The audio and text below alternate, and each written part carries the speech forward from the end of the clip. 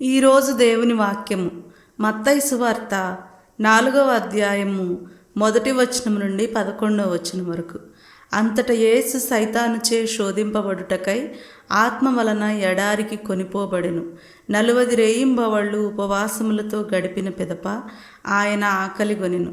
అంతట సైతాను ఆయన యొద్దకు వచ్చి, నీవు దేవుని కుమారుడవైనచో ఈ రాళ్లను రొట్టెలుగా మార్చునట్లు ఆనతి నిమ్ము అనెను.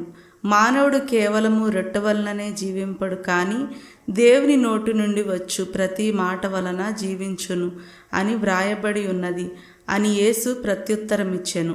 పిమ్మట సైతాను ఆయనను పరిశుద్ధ నగరంలోని దేవాలయ శిఖరమున నిలిపి, నీవు దేవుని కుమారుడవైనచో క్రిందికి దుముకుము, ఏలయనా ఇట్లు వ్రాయబడి ఉన్నది, నిన్ను గూర్చి దేవుడు తన దూతలకు ఆజ్ఞ ఇచ్చును, నీ పాదమైనను రాతికి తగలకుండా నిన్ను వారు తమ చేతులతో ఎత్తి పట్టుకొందురు అని పలికెను.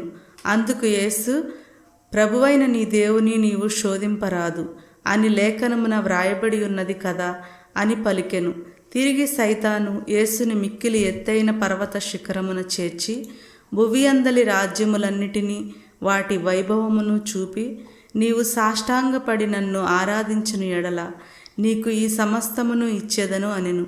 సైతాను, పొమ్ము, ప్రభువైన నీ దేవుని ఆరాధింపుము, ఆయనను మాత్రమే నీవు సేవింపుము అని వ్రాయబడి ఉన్నది అని యేసు పలికెను. అంతట సైతాను వెడలిపోగా దేవదూతలు వచ్చి యేసుకు పరిచర్యలు చేసిరి. ఇది క్రీస్తుని సువిశేషము. క్రీస్తువా మీకు స్తుతి కలుగునుగాక. ఆమేన్.